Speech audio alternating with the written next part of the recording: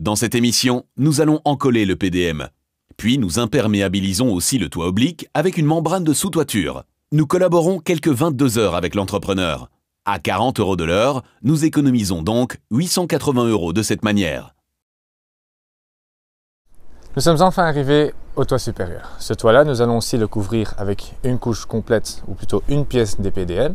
Mais naturellement, nous n'allons pas utiliser du béton. Là au-dessus, nous utilisons une construction en bois. La seule chose qui manque ici, c'est le beau temps. Nous avions déjà étendu le PDM sur l'OSB afin qu'il puisse se reposer sur place. Mais maintenant, il doit encore être collé. Il vaut mieux le faire au plus vite, mais à cause de la pluie, nous avons dû reporter ceci d'1 jour. Si vous ne pouvez pas réaliser la fixation immédiatement, vous devez contrôler régulièrement que l'eau ne stagne pas trop sur le toit. Maintenant que le temps est sec, nous pouvons encoller définitivement notre caoutchouc de toiture. Nous utilisons à nouveau un kit d'autoconstruction comprenant tous les outils et matériaux nécessaires dans un toolbox fourni. Nous commençons par couper les rabats excédentaires. Nous traçons d'abord à la craie afin de pouvoir couper le PDM droit sur mesure. Tenez compte de vos angles ou vous laissez éventuellement du matériau supplémentaire. Quand ceci est fait, nous pouvons encoller. Nous plions d'abord les bords latéraux de la toile vers l'intérieur et nous la plions ensuite le long d'une moitié. Nous avons déjà appris la technique pour réaliser ceci le plus tendu possible sur l'autre toit plat. Le mieux est de saisir un angle à 2 en même temps et de le maintenir le plus bas possible. De cette manière, vous pouvez plier le caoutchouc vers l'intérieur. Avec le morceau suivant, vous faites pareil jusqu'à ce que la moitié complète est repliée. Veillez à ce que les angles soient joliment posés pour ne pas y revoir des ondulations. Comme nous avons à nouveau une grande surface, nous allons appliquer la colle avec un pistolet de pulvérisation. Vous pouvez aussi le faire avec une brosse, mais c'est nettement plus lent. Nous devons d'abord secouer le récipient sous pression et régler le pistolet de pulvérisation avant de pouvoir appliquer la colle. Nous en collons par bande d'environ 1 mètre. Nous appliquons la colle de façon homogène et pas trop épaisse. D'abord sur le support, l'OSB, et puis sur le PDM proprement dit.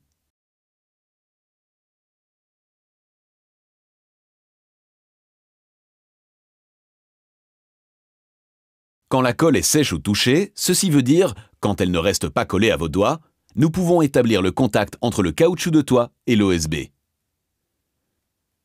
Vous saisissez aussi la toile des 2 côtés et vous la déroulez prudemment dans un mouvement fluide. De cette manière, le PDM est collé bien ajusté et sans plis.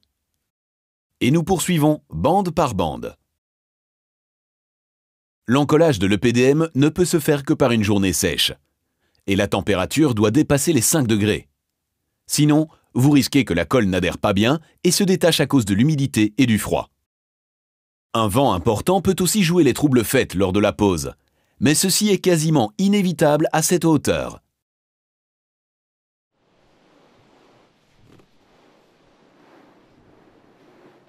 Pour éviter que le PDM se soulève et que des plis apparaissent, nous y déposons à chaque fois un morceau de bois.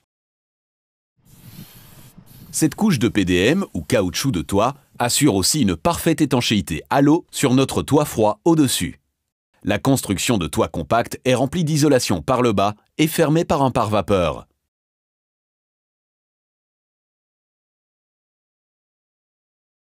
Lors de l'encollage, veillez à ce que tout soit ajusté. Et avec le rouleau de compression du kit, vous repassez partout. De cette manière, la colle de contact adhère mieux et vous pouvez encore éliminer les éventuelles petites boursouflures.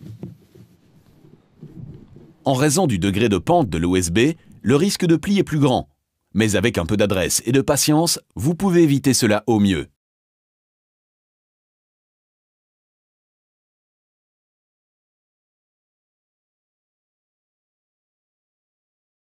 Nous sommes parvenus au bord avec les profilés. Ceci suppose un peu de travail sur mesure. Nous prenons les dimensions du champ relevé et du morceau à côté et nous reportons ceci sur le caoutchouc. Nous pouvons couper l'excédent de PDM afin qu'il ne soit pas dans le chemin lors de l'encollage.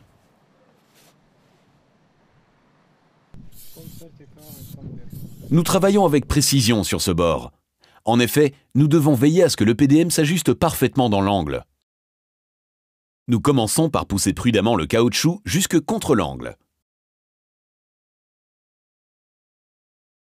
Puis nous soulevons la toile contre le bord relevé, tandis que nous appuyons bien le tout de bas en haut. En procédant sans hâte, et en appuyant et en encollant progressivement, nous pouvons veiller à un résultat aussi lisse que possible. Dès que ceci est fait, nous pouvons aussi réaliser la seconde moitié du toit.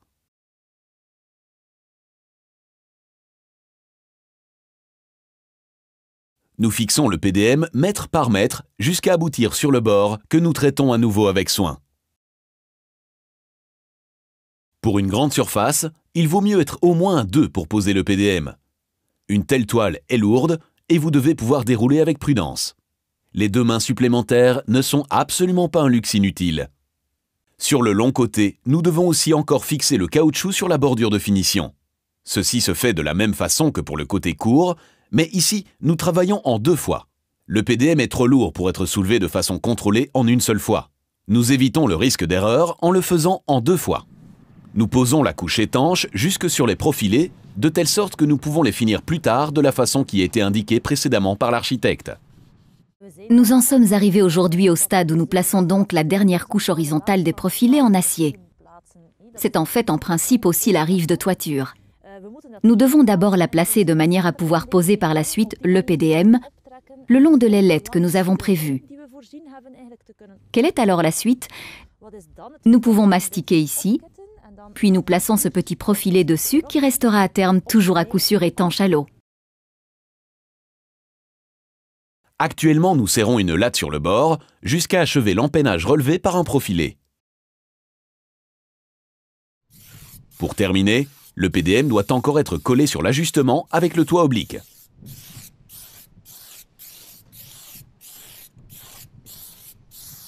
Le principe de travail est à nouveau le même. Nous pulvérisons la colle sur l'OSB et le PDM et attendons qu'elle soit sèche au toucher. Et nous déroulons ensuite le PDM avec prudence et sans pli contre le support.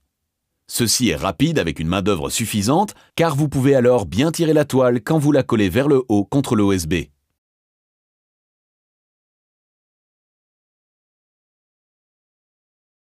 Le toit est maintenant imperméable. Mais naturellement, il faut encore y prévoir des points d'évacuation afin que l'eau collectée puisse s'écouler. L'emplacement des points d'évacuation a déjà été déterminé lors de l'établissement du plan de pose, car le toit devait naturellement s'incliner vers ces points. Nous réalisons cette pente à l'aide de lattes de pente. Via le dessous, d'où vient le tuyau de pluie, nous avons percé un petit trou pour connaître l'emplacement exact de notre trou. Puis nous avons réalisé l'ouverture avec une scie cloche du bon diamètre. Maintenant que ceci est fait, nous pouvons mesurer la profondeur que peut avoir la pièce d'évacuation pour un ajustement parfait sur le tuyau d'écoulement sous-jacent. Nous reportons cette distance sur notre pièce d'évacuation que nous meulons sur mesure avec la meule. Mais placez un bout de bois en dessous pour ne pas abîmer le PDM.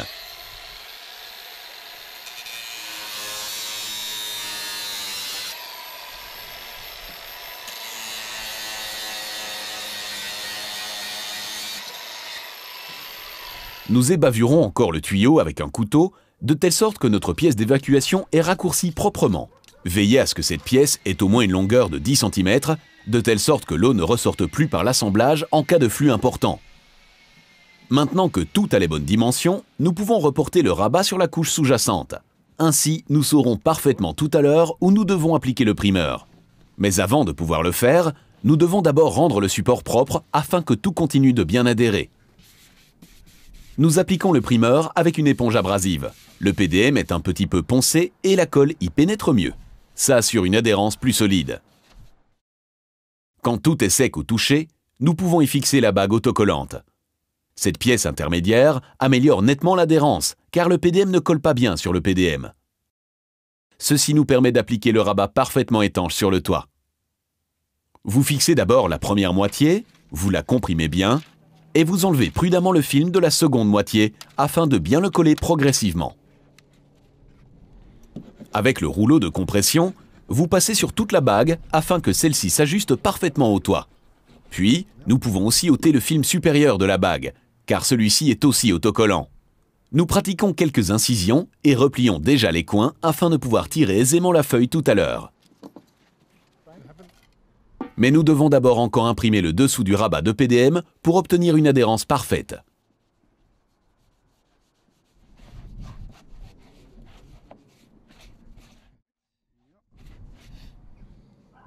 Quand celui-ci est sec ou touché, nous pouvons l'insérer prudemment dans le trou taraudé.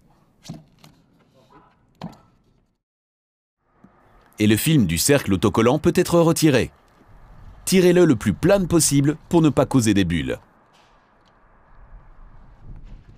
Collez avec un grand soin la pièce d'évacuation sur la bague, de telle sorte que vous avez un minimum d'ondulation et de boursouflure. Enfin, appuyez encore bien partout avec le rouleau et la pièce est fixée.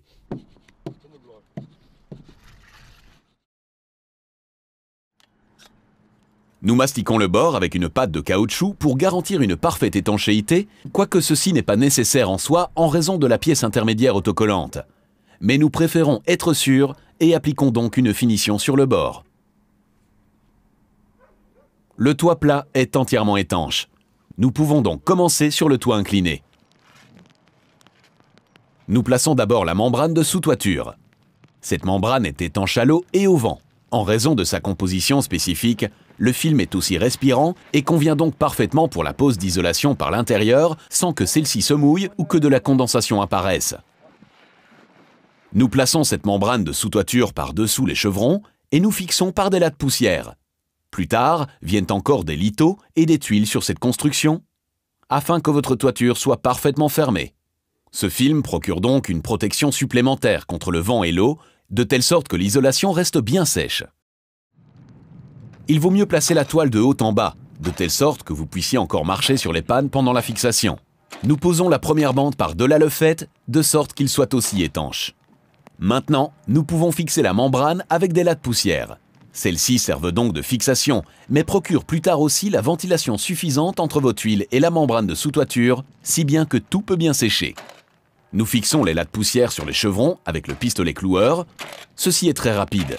Ici, nous enfonçons les clous dans différentes directions dans notre bois, afin qu'ils soient bien fixés.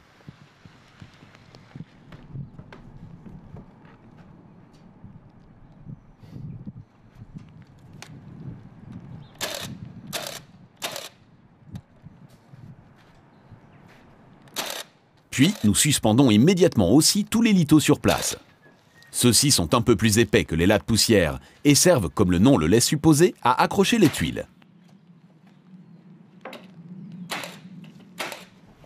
Nous déterminons l'intervalle entre les lithos à l'aide de nos tuiles.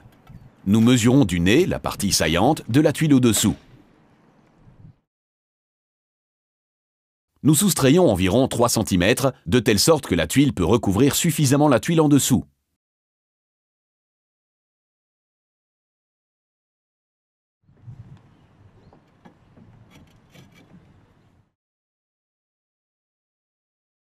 Nous ne montons pas les laies de poussière entièrement jusqu'en dessous de la bande, de telle sorte qu'un petit morceau reste libre.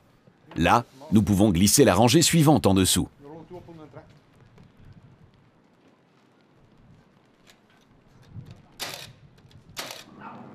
En laissant un recouvrement d'au moins 10 cm, nous créons une étanchéité parfaite.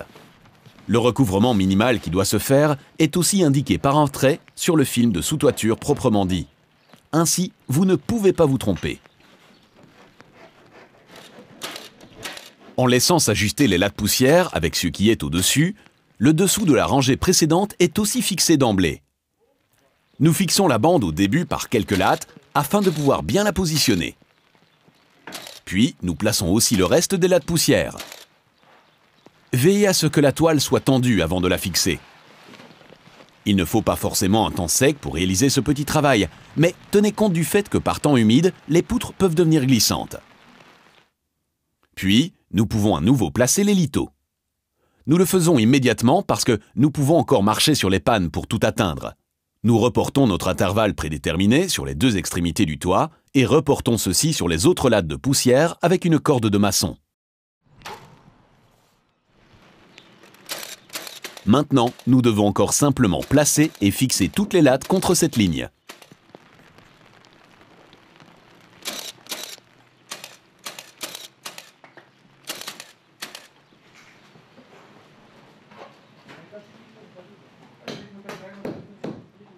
Nous ne pouvons pas oublier d'encore fermer le petit morceau de toit avec une membrane de sous-toiture.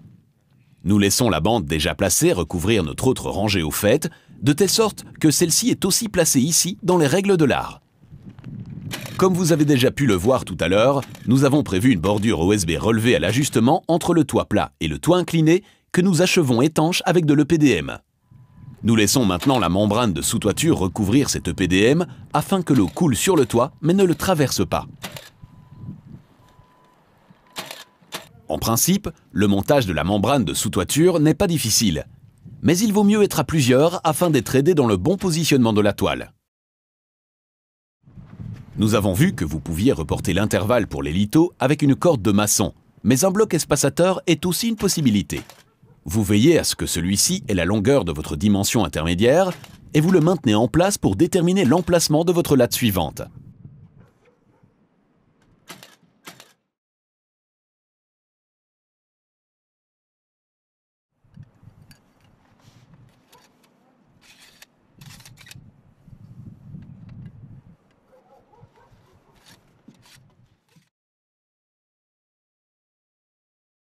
Dans le bas, nous devons encore un peu raccourcir la membrane de sous-toiture. En accrochant une tuile sur votre litho inférieur, vous pouvez déterminer jusqu'où la membrane de sous-toiture peut être raccourcie. Nous le coupons simplement sur mesure avec un couteau.